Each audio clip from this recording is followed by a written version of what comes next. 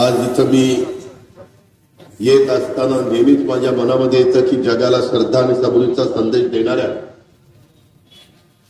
शिर्डीच्या साईबाबांच्या चरणी नतमस्तक होतो आहे। राज्यकारभाराचा प्रशासकीय गुणवैशिष्ट्यांचा आदर्श निर्माण करणाऱ्या आपल्या अहिल्यानगरच्या जामखेड परिसरामध्ये पुण्यश्लोक अहिल्यादेवी होळकर यांच्या कार्याचं देखील विस्मरण करतो, त्यांना अभिवादन करतो।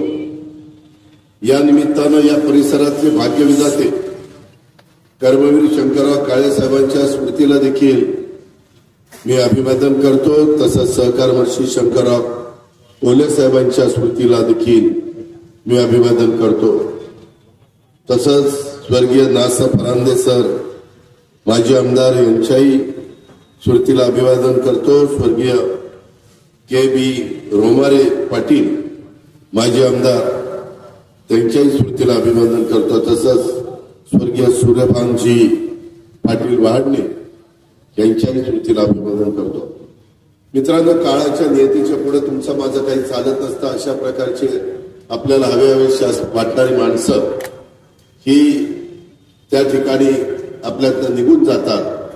त्यांची आठवण करणं, त्यांचं स्मरण करणं, त्यांच्या विचारांनी आपण पुढे जाणं हेच खऱ्या अर्थाने आपल्या सगळ्यांचं काम असतं आणि ह्या लोकांना तीच खऱ्या अर्थाने श्रद्धांजली असते। मी अनेकदा कोपरगावच्या परिसरामध्ये आलो। आपण पाठीमागच्या काळामध्ये आशुतोष काळेच्या रूपाने कोपरगावला एक तरुण तडफदार उच्च शिक्षित चांगलं विजन असलेला लोकप्रतिनिधी त्या ठिकाणी दिला। राज्याच्या विधिमंडळात देखील एक धडाडीचा तरुण आमदार या नात्याने आशुतोषनं आपल्या कामाचा चांगला ठसा उमटवलेला मी पाहिला। याचा मला आनंद आहे, याचा मला अभिमान देखील आहे। त्याच्यामध्ये अहिल्यानगर आता ह्या जिल्ह्याचं नाव झालेलं आहे। राजकीय, सामाजिक, शैक्षणिक, सहकार चळवळीच्या दृष्टीनं अत्यंत जागृत अशा प्रकारचा जिल्हा। मला या जिल्ह्याबद्दल आपुलकी प्रेम जिव्हाळा आहे, कारण माझा आजो रावरी तालुक्यामध्ये देवळाली प्रवराला आहे। त्याच्यामुळे माझं लहानपण अनेकदा सुट्टीचे दिवस मी या जिल्ह्यामध्ये घालवलेले आहे। कर्मवीर शंकरराव काळे साहेबांनी देखील त्याच्यामध्ये फार मोठं योगदान दिलं। या राज्याने देशाला आणि राज्याला खूप मोठी मोठी रत्न दिली। त्याच्यामध्ये स्वर्गीय अण्णासाहेब शिंदेचं पण नाव आपल्याला घेता येईल, अनेक मान्यवरांची नावं त्या ठिकाणी घेता येतील।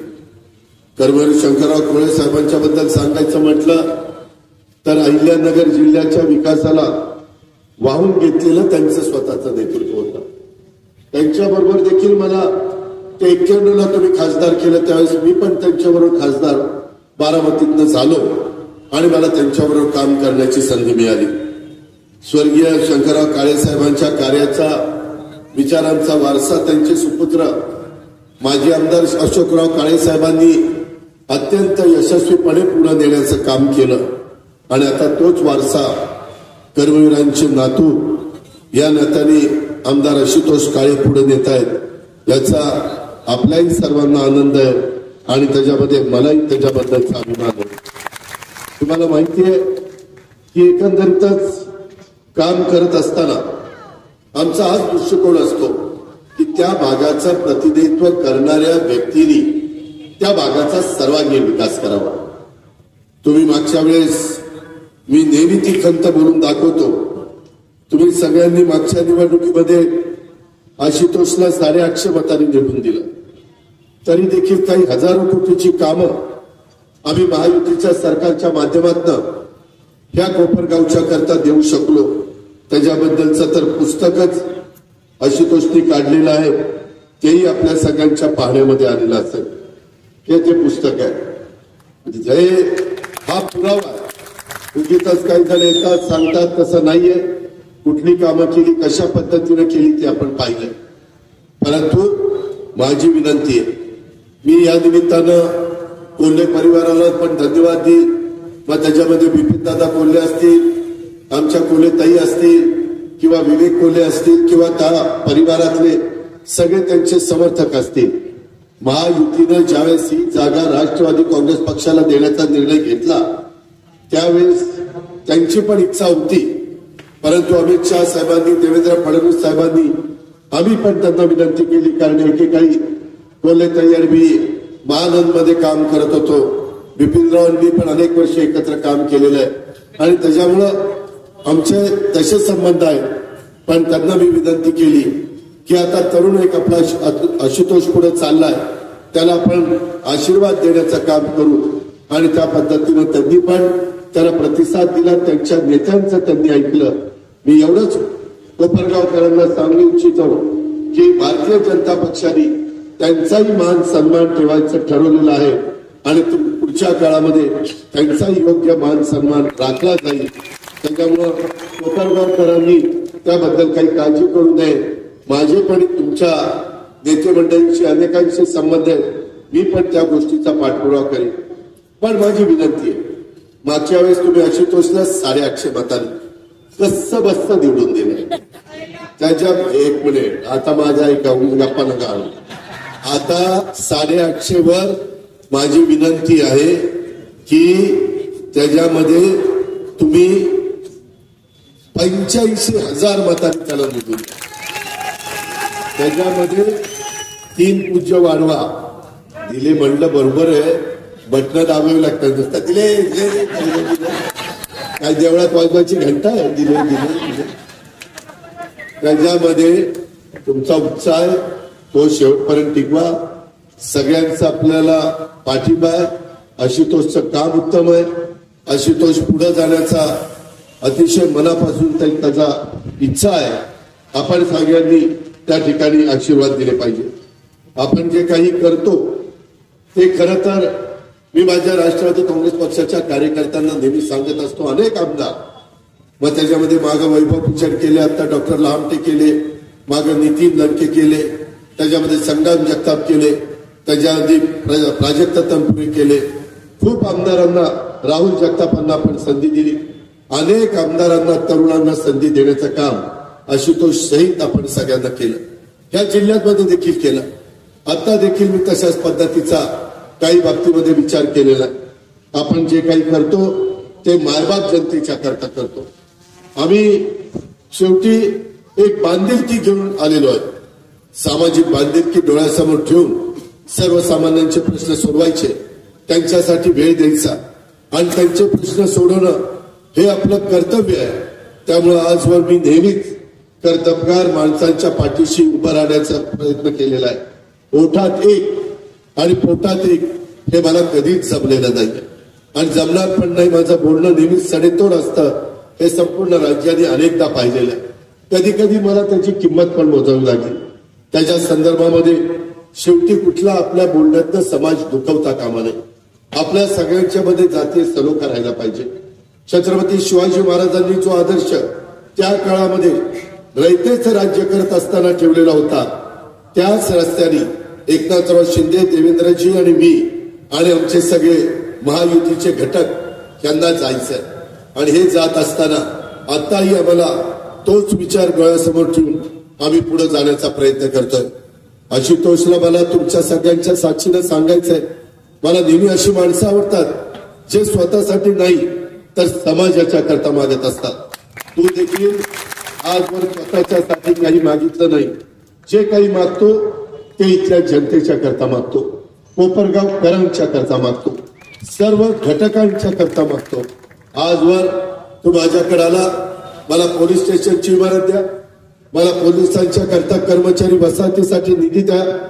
मी त्यामध्ये तुला 5 नंबर साठवण तलावाची लोकवर्गणी माफ करून त्या ठिकाणी तू मागितली. तू मंजूर बंधाऱ्याच्या दुरुस्तीसाठी माझ्याकडनं निधी मागितला. तो प्रत्येक गोष्ट मी एक तरुण आमदार या नात्याने देण्याचा प्रयत्न त्या ठिकाणी केला. तू वीर महाराणा प्रताप व भगवान एकलव्य यांच्या स्मारकासाठी देखील निधी मागितला. मी तो दिला. हे सर्व जनतेच्यासाठी तू मागितलं. त्यामुळे तू माझ्याकडे जे जे मागितलं ते ते देण्याचा मनापासूनचा प्रयत्न मी, आमच्या महायुतीच्या सरकारने, आमच्या सहकारी मंत्र्यांनी सगळ्यांनी मिळून त्या ठिकाणी दिला. आणि त्याचे एक प्रकारचे हट्ट मी त्या ठिकाणी पुरवण्याचा प्रयत्न केला. तुझ्या विकासासाठी ज्या काही संकल्पना आज तू बोलून दाखवल्या, ते तुझं वाचन मी बारकाईने ऐकत होतो. त्या सर्व संकल्पना सत्यात उतरवण्यासाठी आज या उपस्थित जनसागराच्या साक्षीनं पुन्हा एकदा मी त्या ठिकाणी सांगू इच्छितो, यापुढील काळात देखील या कोपरगाव मतदारसंघाच्या विकासासाठी जे काही आशुतोष माझ्याकडे हट्ट करेल तो मी पूर्ण करेन. तुला कधीही मी त्याच्याकरता निधी कमी पडू देणार नाही. यापुढं आजवर तुझ्या पाठीशी आम्ही सगळेजण होतो, यापुढेही तुझ्या पाठीशी आम्ही राहू हा शब्द देखील कोपरगावकरांच्या साक्षीनं देतो.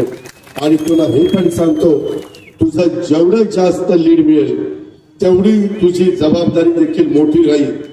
जेवढं कोपरगावकर तुम्ही लीड द्याल तेवढा जास्तीचा निधी देण्याचा दावा हा अजितदादा तुमच्या देखत करतो. हे पण मी तुम्हाला सगळ्यांना सांगतो. शेवटी आज सिन्नर तालुक्यामध्ये जाऊन बघा, तिथं माणिकराव कोकाटेंना मी किती निधी दिला, अनेकांनी दिला. आम्ही उपकार केले नाही, आम्ही आमची जबाबदारी पार पाडली. आम्ही आमच्या शेवटच्या माणसाला मदत करण्याची भूमिका त्या ठिकाणी घेतली. रस्त्याचे प्रश्न असतील, पाण्याचे प्रश्न असतील, त्याही संदर्भात मगाशी आशुतोष सांगत होता. मित्रांनो, त्याबद्दल तुम्ही काही काळजी करू नका. या संदर्भामध्ये देखील आपलं पश्चिमेकडे पडणारं पावसाचं पाणी समुद्राला वाहून जातं, ते आपण आता इकडे वळवतोय.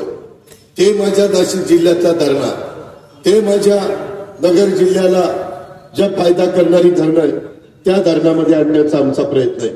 त्याचा उल्लेख आशुतोषने मगाशी केला. 85,000 कोटी रुपयाची योजना. हे काही येण्यागावाळ्याचं काम नाही, हा पोरखेळ नाही. एवढी मोठी रक्कम कोपरगावकर म्हणतील कशी आणणार? ती अशी आणणार की परवा दिवशी माझी आणि नरेंद्र मोदी साहेबांची तिथं सभा असताना मी त्या सभेला होतो. नेमकी माझी खुर्ची त्यांच्या जवळ आली होती. मी त्यांच्याशी बोलत होतो. ते मला विचारत होते, अजित काय परिस्थिती आहे, एकंदरीत कसं वातावरण आहे, जिल्ह्यामध्ये काय होईल, पश्चिम महाराष्ट्रात काय होईल, असे ते प्रश्न विचारत होते. मी त्यांना सांगितलं की पंतप्रधान महोदय, परिस्थिती सुधारतीये. आमच्या मायमाऊली आमच्या पाठीशी मजबूतीने उभी राहिलाय.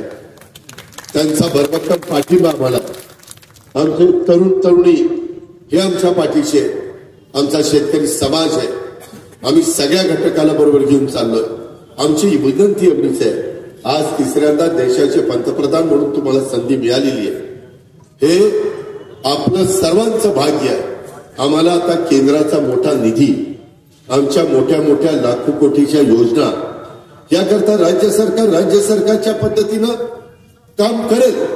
परंतु तुमचा निधी आम्हाला लागेल. वेळ पडली तर वर्ल्ड बँकेचा निधी आम्हाला लागेल. वेळ पडली तर जपानचा जायकाचा निधी आम्हाला लागेल. कमी व्याजाने पैसे ते मिळतात, 0.5% 1% व्याजाने तिथं मिळतात. परंतु ही कामं ही करायची. आता लोकांना पाण्याचं महत्व कळलेलं आहे. पाण्यापायी राज्यात देशात भांडणं होत आहेत. जिल्ह्यात तालुक्यात भांडणं होत आहेत. आमच्या शेतकऱ्यांच्या बांधावर भांडणं होतात. एवढं पाण्याचं महत्व आहे. आणि मी सांगायला नको, माझ्या नगर जिल्ह्याला तर पाण्याचं महत्व फार माहिती आहे. निळवंडे जवळपास 5 दशक कितीतरी निवडणुका आल्या आणि गेल्या. पुढारी यायचे, निळवंड्याचा नारळ फोडायचे. निळवंडे काही व्हायचं नाही आणि नारळ फोडून त्या ठिकाणी जायचे. परंतु आता निळवंडे झालेलं आहे. आता हे निळवंडे झालेलं असल्यामुळं आपल्याला त्या बाबतीमध्ये थोडं बहुत तरी समाधान त्या ठिकाणी मिळालेलं आहे. त्याच्यामध्ये आपल्याला कालव्याचा चाऱ्या असतील, बाकीचे त्या ठिकाणी प्रश्न असतील, ते सोडवण्याचं काम करायचंय. आणि म्हणून माझी तुम्हाला सगळ्यांना कोपरगावकरांना विनंती आहे, जो 5 दशकापासून प्रलंबित असलेला प्रश्न, ह्या आता निळवंडे धरणाच्या कालव्याचं पाणी सोडण्याची चाचणी आपण गेल्या वर्षी घेतली. तब्बल इतके वर्ष प्रलंबित असणारा हा प्रश्न मार्गी लागला. या धरणामुळं माझ्या अहिल्यानगरचा दुष्काळ भागातील पाण्याची टंचाई दूर होण्याला मदत होणार आहे. अहिल्यानगर जिल्ह्यातले अकोले, संगमनेर, राहता, राहुरी, कोपरगाव या तालुक्याला देखील आपल्याला या धरणाचा फायदा होणार आहे. नाशिक जिल्ह्यातल्या 182 गावांना निळवंड धरणाचं वरदान ठरणार आहे. त्याच्यामध्ये हजारो हेक्टर जमीन आपण ओलिताखाली आणण्याचा प्रयत्न त्या ठिकाणी करतोय. एकंदरीतच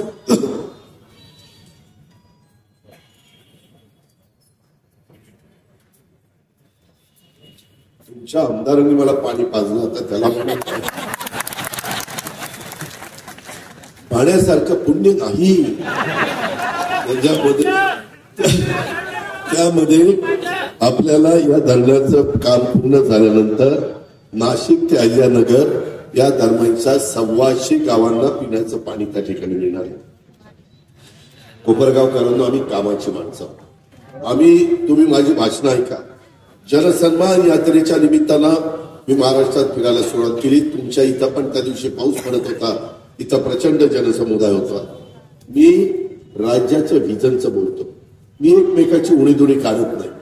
त्याच्यातनं जरा बरं वाटेल, परंतु त्याच्यातनं माझ्या कोपरगावच्या जनतेचा रोजीरोटीचा प्रश्न सुटणार नाही.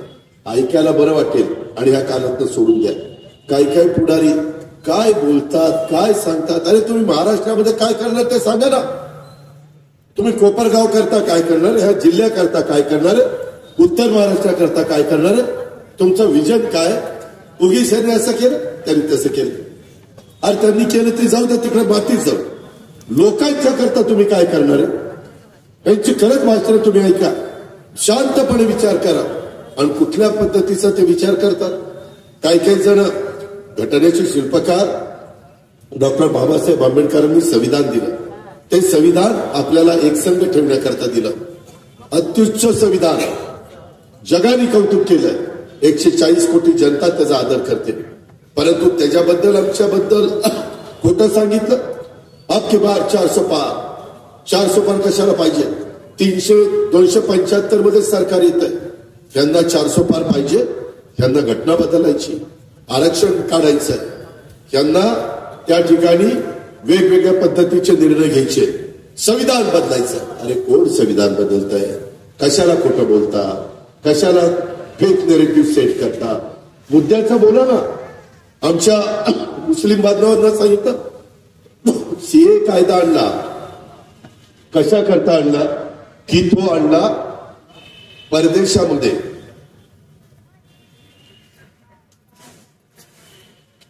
जे भारतीय स्थायिक झाले, सिटिझनशिप घेतली. अनेक जण कोपरगावचे पण काही जण असतील, ते तिथं गेले. परंतु तिथं अस्थिरता निर्माण झाली. Ukraine, Russia, Palestine, Israel, Sri Lanka, Bangladesh इथं झाली तशी. त्यावेळेस त्या भारतीयांना परत यायचं. कायद्यामध्ये तरतूद नव्हती. कायदा करताना असा विचार केला गेला नाही की आपली लोक परदेशात जातील आणि काहीतरी प्रसंग असा येईल, पुन्हा त्यांना मायदेशी यावंसं वाटेल. त्याच्याकरता सीए कायदा आणला. त्यांच्या डोक्यात काय घातलं माहितीये, मुस्लिम समाजाच्या डोक्यात घातलं. आणि तुला माहिती का सीए कायदा कशाला आणला. आता की बार 400 पार. 400 पार झाल्यावर हे हिंदू राष्ट्र जाहीर करायचंय आणि फक्त हिंदूंनाच मताचा अधिकार द्यायचा, बाकीच्यांना अधिकार नाही. अरे काय कुणाच्या सुपीत डोक्यातनं कल्पना निघतात, काय खोटं बोलता, कसं बोलता. आणि म्हणले आता तुम्हाला सगळ्यांना गोळा करणार आणि पाकिस्तानला बांगलादेशला पाठवून देणार. अरे कोण पाठवणार आहे, कशाला खोटं बोलता. आणि त्याच्यामध्ये कधी कधी काहींना खरं वाटतं, त्याची किंमत आम्हाला मोजावी लागती. ही पण गोष्ट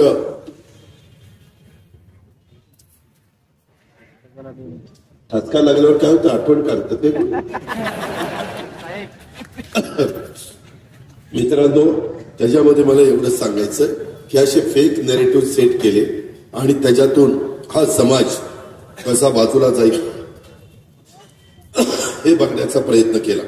माझी तुम्हाला विनंती आहे, केंद्रातल्या सरकारने इथं अशोकराव काळेसाहेब बसले. बरेच वर्ष 25-30 वर्ष आपल्या सहकारी साखर कारखान्याच्या डोक्यावर आपण जास्तीचा भाव दिला एफआरपी पेक्षा.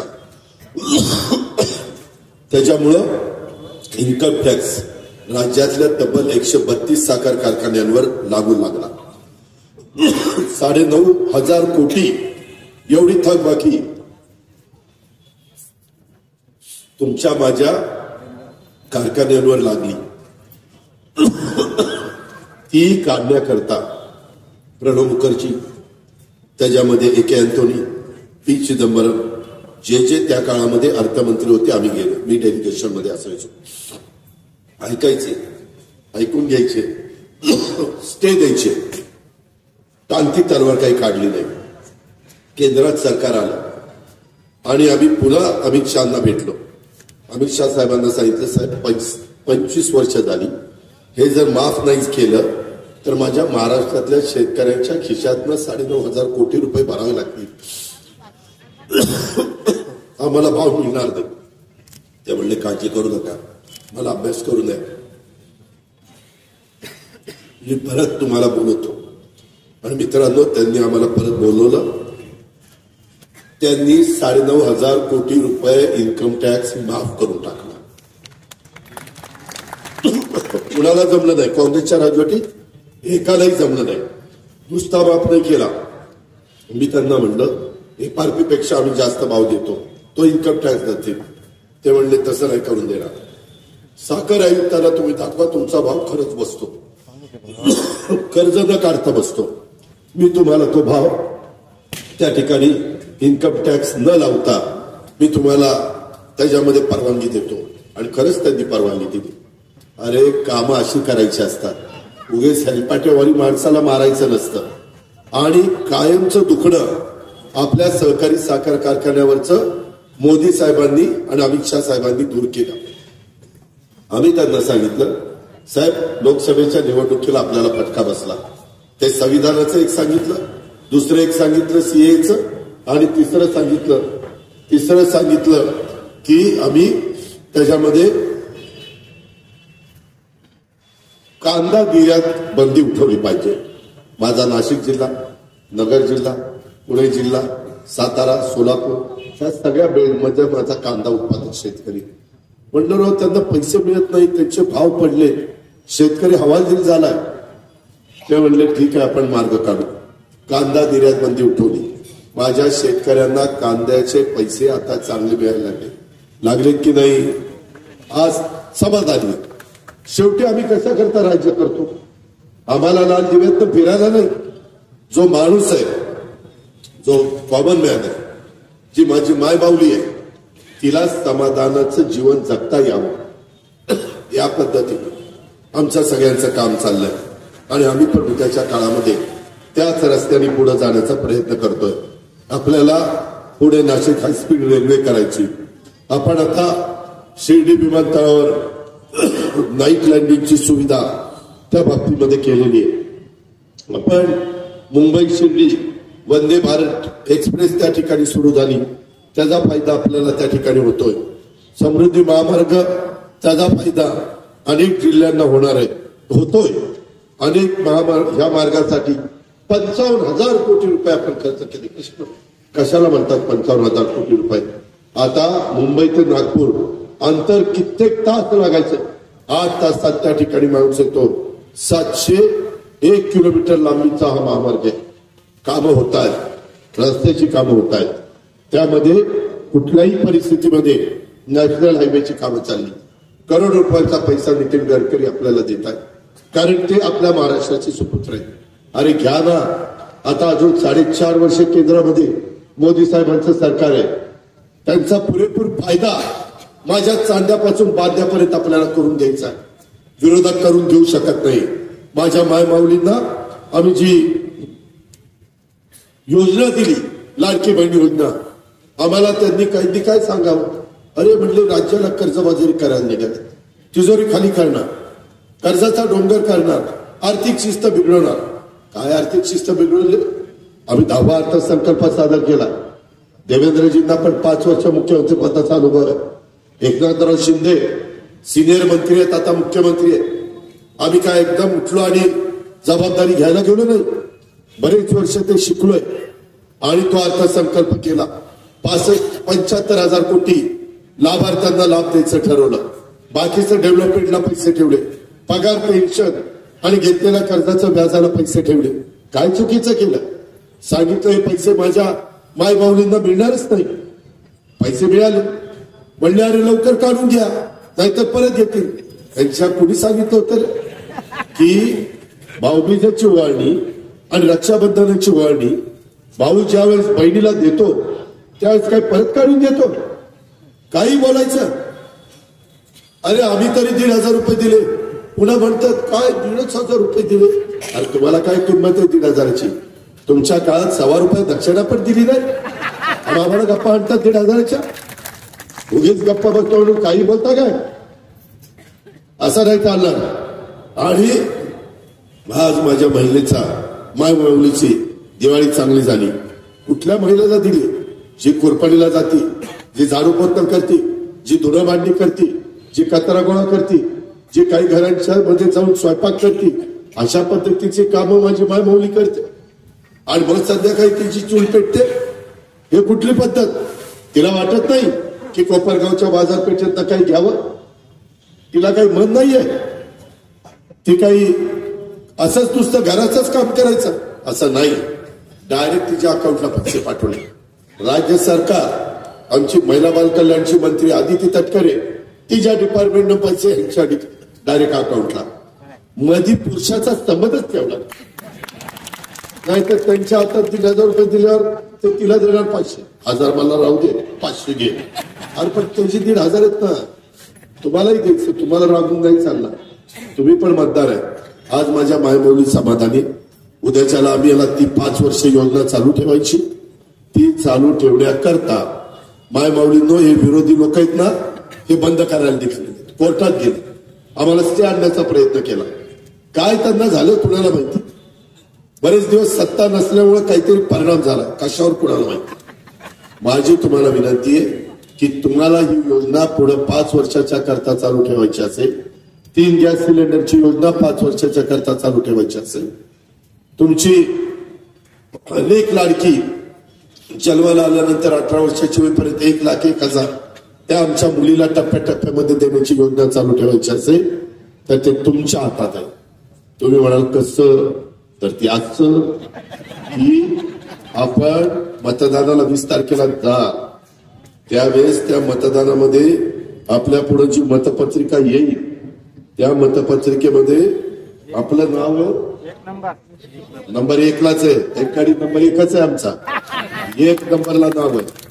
त्या 1 नंबरच्या नावाच्या पुढं तिथं नाव असेल, आशुतोषचा फोटो असेल, कोण असेल तिथलं बटन दाबायचं.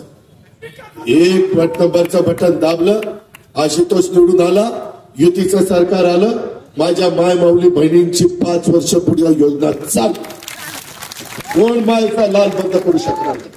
हा एकनाथ शिंदे, देवेंद्र फडणवीस, अजित पवारचा वाद आहे. हे देखील मी तुम्हाला सगळ्यांना सांगतो. एवढ्यावर बांधवांनो तुमच्या करता देखील आम्ही 3 हॉर्सपॉवर, 5 हॉर्सपॉवर, 7.5 हॉर्सपॉवर ह्याचं लाईट बिल माफ केलं. विरोधक काय सांगतात? अरे मागचं काय? मागचं देतील पुन्हा बिल. मागचं देणार नाही. आम्ही शब्दाचे पक्के आहोत. आम्ही वचनपूर्ती करणारे आहोत. 15,000 कोटी रुपये आम्ही आमच्या शेतकऱ्यांच्या करता दिले, काही बिघडत नाही. 6.5 लाख 7 लाख कोटी मधनं 15,000 गेले तर माझा शेतकरी समाधानी होतोय. महिलांना देताना जवळपास 2,30,00,000 महिलांना दिले. आपल्या कोपरगावच्या किती? 77,000 माझ्या कोपरगावच्या मायमाऊलींना दिलाय.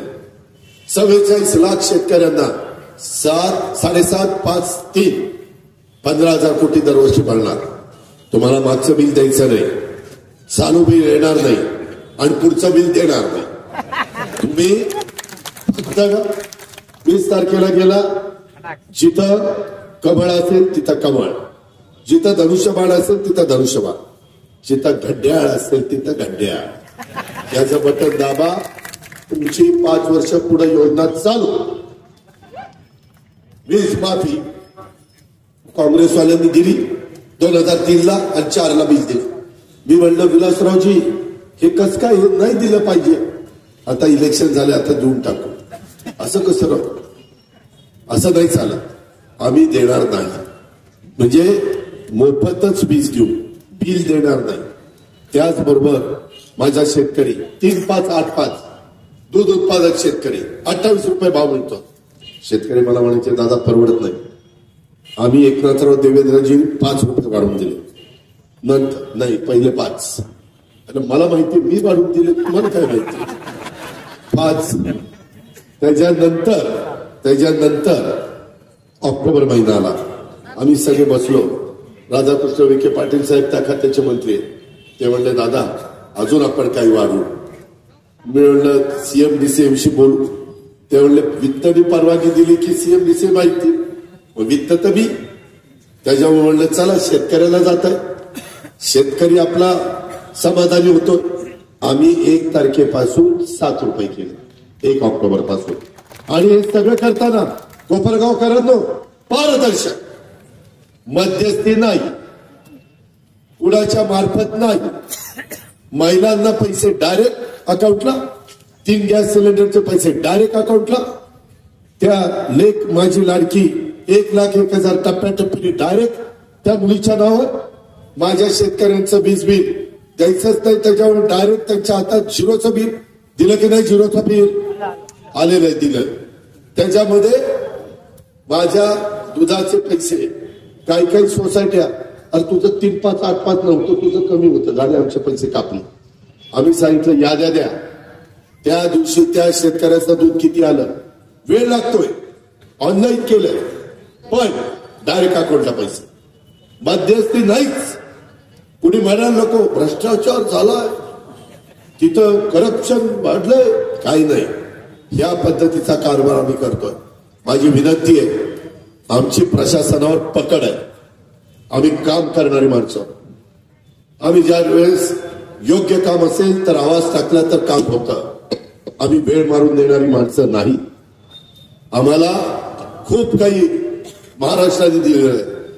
5-5 वेळेला मला तर उपमुख्यमंत्री पद दिलं. आपलं रेकॉर्ड तर कोणी तोडूच शकत नाही.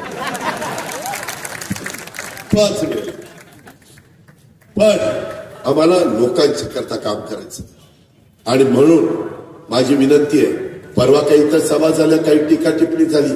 काय आशुतोषचं चुकलं, काय आमचं चुकलं, काय भुजबळ साहेबांचं चुकलं, दिलीप वळसे पाटलाचं, त्या ठिकाणी धनंजय मुंडेचं, तिकडे हसन मुश्रीफांचं.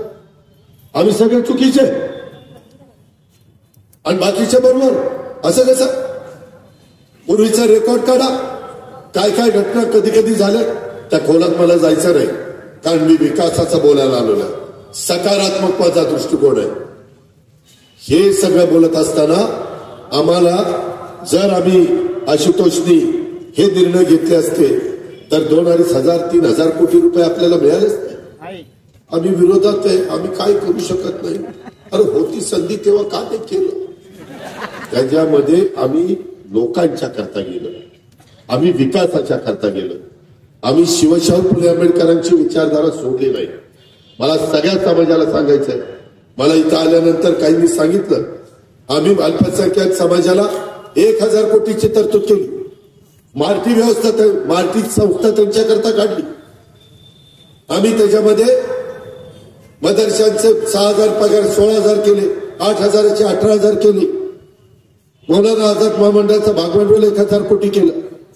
आम्हाला सगळ्यांना न्याय द्यायचा आहे. ही गोष्ट लक्षात घ्या. आम्ही दुजेपणाची वागणूक करत नाही. आम्ही अल्पसंख्याक विभागाला देखील निधी दिला. हा निधी देत असताना यामध्ये आम्हाला शादीखाना पाहिजे, दफनभूमीला काही मदत पाहिजे, वॉल कंपाऊंड पाहिजे, उर्दू शाळेला पैसे पाहिजे. आम्ही त्या ठिकाणी देतोय कारण हे राज्य सर्वांचं आहे. सबका साथ सबका विकास ही गोष्ट लक्षात घ्या. सबका साथ सबका विकास. आणि त्या प्रकारे तुम्ही आमच्या आशुतोषला निवडून द्या.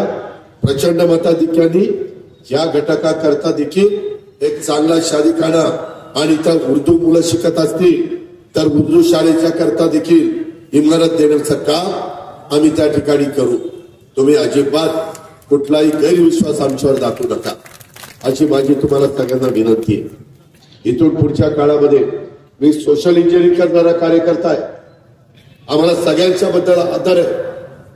वीर सावरकर असतील, महात्मा फुले असतील, राजर्षी शाहू महाराज असतील, तिथं पुण्यश्लोक अहिल्यादेवी होळकर असतील, सावित्रीबाई फुले असतील, राजमाता जिजाऊ असतील, मौलाना आझाद असतील, योगपुरुष छत्रपती शिवाजी महाराज असतील, सगळ्यांच्या बद्दल आम्हाला आदराची भावना आहे। आणि त्यांनी तशा पद्धतीनं काम केलेलं आहे, तशा पद्धतीने विचार तुम्हाला मला सांगितलेला आहे। आम्ही यावेळेस मला जागा आल्या, त्याच्या 10% जागा आम्ही महिलांना दिल्या, राष्ट्रवादीला आलेल्या जागेमध्ये उमेदवार म्हणून 12.5% जागा आदिवासी उमेदवारांना दिल्या, 12.5% जागा मागासवर्गीय उमेदवारांना दिल्या आणि अल्पसंख्याक विभागाला 10% जागा दिल्या। सोशल इंजिनिअरिंग मी भाषणात सांगत नाही, मी कृती देखील करतो। आज 45% जागा कोपरगावकरांनी त्या सगळ्या घटकाला दिल्या। शेवटी हे सगळ्यांचं राज्य, हे मुठभर लोकांचं राज्य नाहीये, हे सर्व जाती धर्माच्या लोकांचं राज्य। ही गोष्ट आपण लक्षात घ्या आणि ह्या पद्धतीनं आम्ही पुढे चाललेलो आहे। माझी तुम्हाला विनंती आहे, कोणी खोटं नाटक सांगतील, आमची दिशा तुमची दिशाभूल करण्याचा प्रयत्न करतील, परंतु खूप काही गोष्टी केल्यात। मला वेळ झालेला आहे, आता खोकला थांबलेला आहे आणि माझी तुम्हाला विनंती, आता परत सभा होईल नाही होईल आता तुमची जबाबदारी आहे।